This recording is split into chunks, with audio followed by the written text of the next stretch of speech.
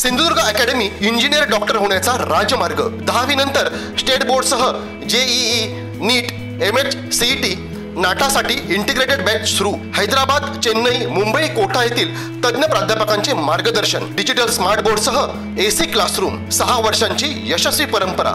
आमच्या संस्थेतील 82 विद्यार्थ्यांना मेडिकल तर 134 विद्यार्थ्यांना इंजिनिअरिंगला प्रवेश। पत्ता इंद्रायणी शिक्षण प्रसारक मंडळ संचलित Pushpasen Sawant science junior college, वाडी उमरमळा, मुंबई गोवा महामार्ग, ओरोस। संपर्क 91 58 78 83 45 87 88 10 18 53। आज सकाळी संजय राजाराम राऊत अण्णा हजारेंना काही घोटाळ्यांची आठवण करून देत होते की अण्णा हजारेंनी अजून काही घोटाळ्यांवर लक्ष घालावं अशी बोलण्याची वेळ आज संजय राजाराम राऊतवर आलेली आहे। मला आठवतं हिंदू हृदय सम्राट बाळासाहेब ठाकरे आमचे मोठे साहेब हे अण्णा हजारेंना वाकड्या तोंडाचा गांधी म्हणून उल्लेख करायचे आणि त्याच अण्णा हजारेंना तुम्ही अजून काही घोटाळ्यांवर लक्ष घाला अशी बोलण्याची वेळ या भांडूपच्या श्री 420 वर आलेली आहे।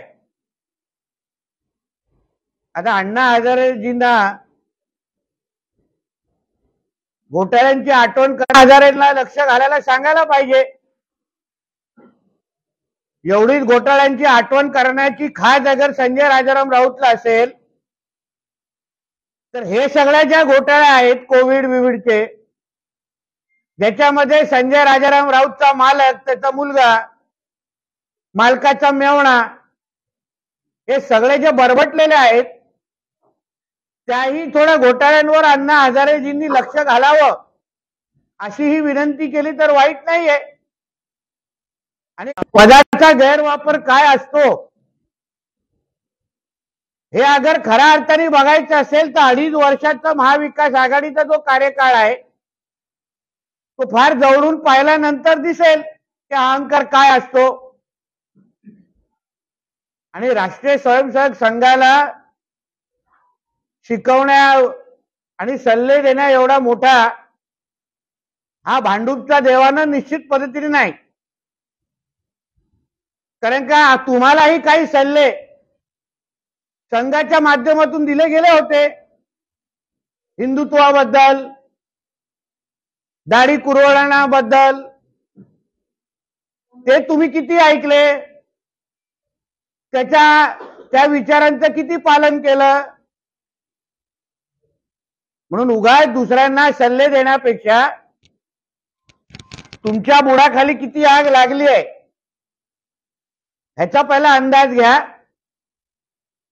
आणि आमच्या देवेंद्र फडणवीस साहेबांना खलनायक बोलण्या अगोदर तुला महाराष्ट्राच्या राजकारणाचा जो जोकर आम्ही सगळेजण मानतो, मग अगर आमचे देवेंद्र फडणवीस साहेब खरंच खलनायक होते मग तू त्यांना कलिनाच्या हयात हॉटेलमध्ये का भेटायला गेलेला? खलनायक होते ना। कुठल्या मुद्द्यासाठी भेटायला गेलेला आहेस खलनायकांना? तुझ्या मालकाला जेव्हा मातोश्री 2च्या परवानग्या पाहिजे होत्या तेव्हा मग देवेंद्र फडणवीस खलनायक आहेत हे तुला वाटलं नाही का? की तुझ्या मालकाला वाटलं नाही का? आता जेव्हा तुमचा व्यवस्थित कार्यक्रम झालेला आहे,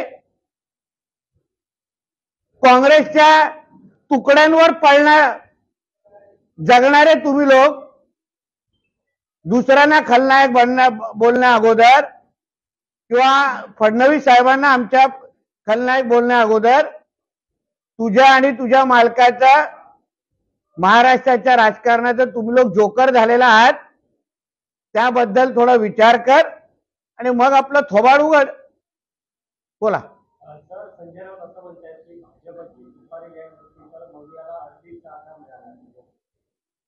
मग संजय राजाराम राऊत आणि त्याचा मालक पवार साहेबांची कुठली गँग आहे? बेवडा गँग आहे काय गांजा गँग आहे? दुसऱ्यांना सुपारी बोलण्या अगोदर तुम्ही जे पवार साहेबांचा जो गांजा गँग म्हणून पूर्ण महाराष्ट्रामध्ये फिरता त्याबद्दल थोडी माहिती द्या आणि मग दुसऱ्यांबद्दल टीका कर. नरेंद्र मोदी यांनी अयोध्येत रामाची पूजा केली नाही तर स्वतःची पूजा केली असा प्रत्यय आहे. त्यांना आरोप करण्यासाठी काय हो? आतापर्यंत मोदी साहेबांचा कोणी पूजेसाठी तरी समोर बसू शकतं, पण तुझ्या मालकाला फोटो लावून कोण पूजा काय थुकण्याचं पण लायकीचं नाही. याबद्दल तू फक्त पहिला विचार कर.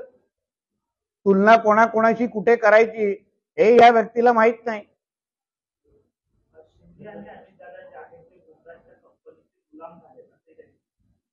आणि मग तुझा मालक मुकेश अंबानींच्या मुलाच्या लग्नाला नेमकं काय करतो? तुम्हाला गुजराती समाजाच्या लोकांवर एवढाच अगर द्वेष असेल तर मग तिथे फुकटाचं खाणं खायला आपल्या कुटुंबावर तुझा मालक का जातो? मग तिथे का बोलत नाही की आम्ही गुजराती समाजाच्या लोकांच्या मुलाच्या लग्नाला पण जाणार नाही? सुट्ट्या साजरा करण्यासाठी किंबहुना फुकट सुट्ट्या साजरा करण्यासाठी फुकट जेवणासाठी गुजराती समाजाचे लोक चालतात आणि मग अन्य पत्रकार परिषदेमध्ये गुजराती समाजाच्या लोकांना शिव्या घालायच्या. हा विषय बरोबर नाही.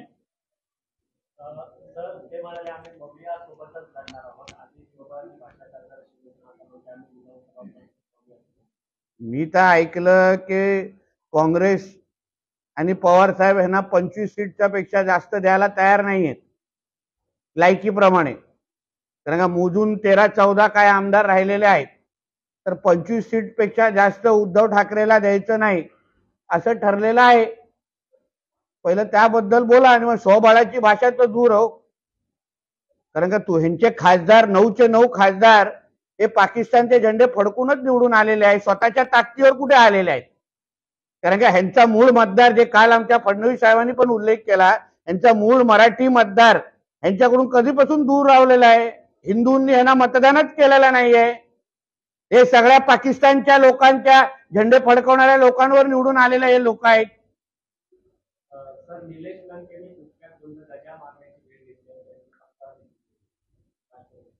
ते आता काय केला कशाला केला हे सगळं गोष्टी बघायला लागेल. हा प्रश्न मला सूट होतो का नाही याचा विचार करा. काल राज ठाकरे म्हणाले की उद्धव ठाकरेंबद्दल मराठी माणसाला अजूनही राग आहे आणि जे मतदान शिवसेनेला झालंय मराठी माणसांमध्ये मोदी विरोधातलं मतदान उद्धव ठाकरे. कारण का मराठी पॉकेटमध्ये जे आमचे फडणवीस साहेब अरिथमेटिक मांडतायत ते कितपत उद्धव ठाकरेला समजतं हा फार मोठा प्रश्नचिन्ह आहे. कारण का तो स्वतः एकदा मुख्यमंत्री असताना ते बोलले की मला बजेटचं काहीच कळत नाही. म्हणून आकडे ह्यांना किती कळतात हा माहित नाही. कारण का जिथे जिथे मराठी बहुल पट्टे आहेत, शिवडी, लालबाग, वरळी, मग दादर, त्या सगळीकडे उद्धव ठाकरेंची मतं बघा ना त्यांच्या उमेदवाराची. तुला अगर मराठी माणसाचे मतदान असेल, तुम्हाला अगर हिंदूंचे अगर मतदान असतील तर त्याच्या पॉकेटमध्ये तुम्हाला मतदान झालं असतं. जिथे पाकिस्तानचे झेंडे फडकवले जातात, जिथे बांगलादेशी आणि रोहिंग्या राहतात, त्याच एरियामध्ये ह्यांना मतदान झालेलं आहे. आता ते खरं मतदान आहे की बोगस मतदान आहे ते पहिलं तपासलं पाहिजे. कारण काही बांगलादेशी लोकांनी पण येऊन मानपूर, शिवाजीनगरमध्ये मतदान केलं अशी माहिती आली आहे आणि ते आता उद्धव ठाकरेचा वोट बँक झालेला आहे. म्हणून अशा बांगलादेशी आणि रोहिंग्या अगर यांचे मतदार असतील तर हिंदू यांना कधीच मतदान करणार नाही.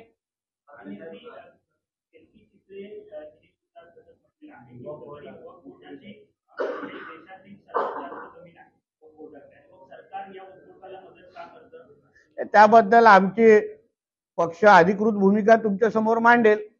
माझी वैयक्तिक भूमिका तुम्ही कॅमेरा समोर चालू शकणार नाही, ते नंतर विचारा. उगाच कितींदा बीप मारायला लागेल ते विचार करा. मग पक्षाची भूमिका तुम्हाला कळेल ते बोलतील.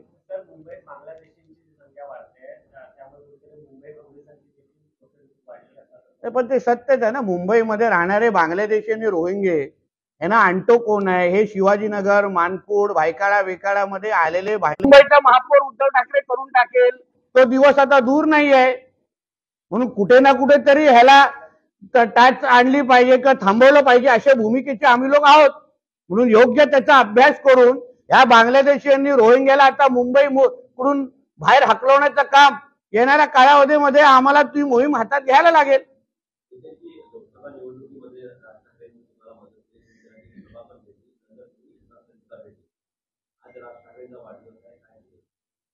राज साहेबांच्या वाढदिवसाच्या निमित्ताने मी मनापासून त्यांच्या शुभेच्छा देतो, कारण का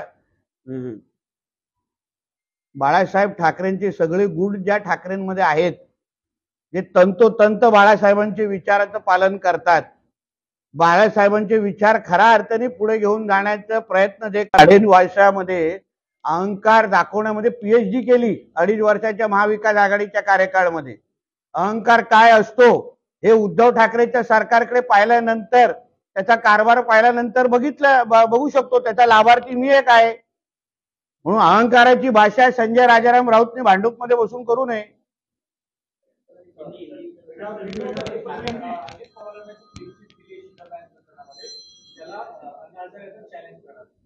नाही ठीक आहे, आता ते का चॅलेंज करतायत, कशाला, ते अण्णा हजारे त्या बाबतीमध्ये ठरवतील. त्यावर त्यांच्या पक्षाचे लोक त्याबद्दल भूमिका मांडतील ना.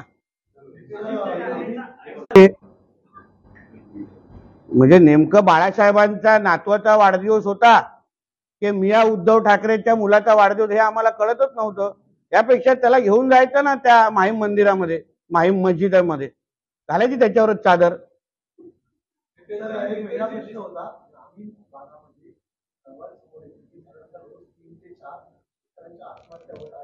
अंमलबजावणी खालती प्रशासनाच्या माध्यमातून होते आहे. म्हणजे ह्या विरोधकांना बोंबलण्याशिवाय दुसरं काय कामच नाहीये ना. आणि सरकार आमचं एवढं चांगलं काम करतंय म्हणून विरोधकांना काय वाटतं यापेक्षा शेतकऱ्यांना आमच्या सरकारबद्दल काय वाटतं हा महत्वाचा विषय आहे. जिस तरीके से रोहिंग्या मुस्लिम पकड़े गए कई जगहों पर वोटिंग करते हुए, आपको लगता है कि मुंबई और महाराष्ट्र के भीतर जो मुस्लिम वोटर्स की संख्या बढ़ाई गई वो जानबूझ के पूरी कॉन्स्पिरेसी के तहत चल रहा था? और मैं बोल रहा हूँ, ये बांग्लादेशी रोहिंगे जो आज मुंबई महाराष्ट्र में रह रहे, उनको कौन ला रहा है, उनको पानी का कनेक्शन कौन दे रहा है, उनको आधार कार्ड कौन, हर एक के पास 2-2, 3-3 आधार कार्ड भी मिल रहे. तो ये सारी चीज की CBI जांच होनी चाहिए, ऐसा मेरा मत है. क्योंकि ये कल देश को धोखा हो सकता है. कल ये राज्य में अलग तरीके का वातावरण निर्माण कर सकते हैं, क्योंकि ये जो हमारे महाराष्ट्र में रहने वाले मुसलमान ये अलग है और ये रोहिंग्या और बांग्लादेशी लोग अलग है. इनको यहाँ आके इस्लाम राष्ट्र बनाने के लिए इनको यहाँ डाला जा रहा है. अगर उनको कल वोटिंग राइट्स अगर मिलना चालू हो गया तो कल एक बांग्लादेशी और रोहिंग्या को मुंबई का मेयर बना देंगे ये लोग, मुंबई को पाकिस्तान बना देंगे, महाराष्ट्र को मिनी पाकिस्तान. मालेगांव में और क्या हो रहा है? मालेगांव में जो कुछ भी वोटिंग हुआ है वो वोटिंग यादी, वोटर लिस्ट तो जांच होनी चाहिए उसकी कि उसमें लोकल मुसलमान कितने हैं और उसमें बांग्लादेशी और रोहिंग्या कितने हैं. जैसे ओवैसी के कॉन्स्टिट्यूंसी में 2.5-3 लाख बोगस वोटर है. तो मेरा तो आरोप है कि जितने मोहल्लों से मतदान हुआ है उस सब वोटर ID को चेक होना चाहिए. वो सच्ची में वो लोग वहां रहते हो कि सारे बोगस वोटर है, सारे रोहिंग्या बांग्लादेशी है, उसकी जांच होनी चाहिए. ऐसी मांग मैं इलेक्शन कमीशन के पास करूंगा. आपको लगता है कि ये पूरी कॉन्स्पिरेसी, क्योंकि ये तुरंत में किया गया नहीं, पिछले 10 साल 5 साल से जो प्लानिंग के तहत इस तरीके की चीजें हो रही है और बीजेपी को उसके हिसाब से ये सारी कॉन्स्पिरेसी हो रही है. फिर उसमें रोहिंग्या और बांग्लादेशियों को ये ऐसे शहरों में लाना, उनको वोटिंग राइट देना, उनको यहाँ का मतदार बनाना और फिर कल ऐसे चुनाव में इस तरीके का रिजल्ट लाना और फिर जहां जहां इस तरीके उनके उम्मीदवार जीते हैं वहां पाकिस्तान के झंडे लहराए गए हैं, वहां हिरवा गुलाल उधर उड़ाया गया है. तो ये सारा चीज ये पाकिस्तान के एजेंडे के माध्यम से हो रहा है. देश के खिलाफ ये बहुत बड़ा षड्यंत्र है. इसके खिलाफ आवाज उठाना ही चाहिए, क्योंकि कल जो पाकिस्तान में चीजें आज हो रही है वो कल हमारे देश में होना चालू हो जाएंगी ये रोहिंग्या और बांग्लादेशी के माध्यम से. इसलिए सही वक्त पे रोकना पड़ेगा. लोकसभा चुनाव नतीजों के बाद उद्धव ठाकरे अपनी पार्टी की मीटिंग में अकेला चुनाव लड़ने की तैयारी में दिख रहे हैं. आने वाले विधानसभा बड़ा भाई कौन होगा महाविकास आघाड़ी में? उद्धव ठाकरे ने अकेले चुनाव लड़ने की हिम्मत दिखानी चाहिए, मेरा ऐसा बोलना है. सिर्फ सुखी धमकी नहीं देते रहना चाहिए. कि मुझे मेरे मालूमात के हिसाब से कांग्रेस उनको 25 सीट से ज्यादा देने को तैयार नहीं है। तो इसलिए ये सब जो वो बड़ा वो इंफॉर्मेशन बाहर निकाले कि हम स्वतंत्र लड़ाएंगे, उनकी हिम्मत नहीं है। उनकी रीढ़ की हड्डी टूट गई है कि वो खुद का खुद चुनाव लड़ सकते हैं महाराष्ट्र में। इसलिए ये सारी सूखी धमकियां हैं। उद्धव ठाकरे को इतनी हिम्मत ही बची नहीं कि उसको मालूम है महायुति टूट जाएगी। मैं असली पवार को जवाब देता हूँ, बाहर के पवार को जवाब नहीं देता। संजय राउत देवेंद्र फडणवीस को महाराष्ट्र का विलन बता रहे हैं, कैसे आप संजय राउत ये महाराष्ट्र के राजनीति का खुद जोकर है। अगर आपको अभी हमारे देवेंद्र फडणवीस साहब विलन लगते हैं तो फिर आप कलीना के हयात में उनको क्यों मिलने गए थे, कौन से विषय को मिलने गए थे? आपके मालक ने जो दूसरी मातोश्री बनाई है उसके जो परमिशन है तो यही देवेंद्र फडणवीस जी ने आपको दिला के दी थी, तभी आपको देवेंद्र फडणवीस साहब विलन नहीं लगे। तो इसलिए जोकर ने अपने औकात के हिसाब से बात करना चाहिए। वक्फ बोर्ड को जो 10 करोड़ का निधि दिया गया है उस पर से सवाल उठा हुआ है, क्या कुछ पार्टी की भूमिका है या आप मेरे पार्टी की भूमिका पार्टी के द्वारा जल्द ही उसको डिक्लेयर किया जाएगा, बोला जाएगा। मेरी वैयक्तिक भूमिका आप कैमरा पे चला नहीं पाएंगे, इसलिए अलग से मुझे मिलिए कि कितने बार बीप बजाना आपको परेशानी हो जाएगी। इंद्रेश कुमार के बयान भी आया है सामने और संजय राउत ये कह रहे हैं कि संघ चाहे तो मोदी जी को उनको हटा सकते हैं, अहंकार से ही करना। देखिए ऐसा है, संजय राउत की औकात नहीं है राष्ट्रीय स्वयं संघ के बारे में बोलने की। राष्ट्रीय स्वयं संघ ने फिर उद्धव जी को और उनके पार्टी को भी हिंदुत्व के बारे में बहुत सारे सलाह दिया था, एडवाइस दिया था, वो मानी क्या?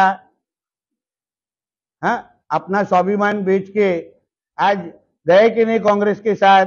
इससे राष्ट्रीय स्वयं संघ के बारे में सोचने के बात करने के पहले अपनी खुद औकात पहचाने और फिर बात करें।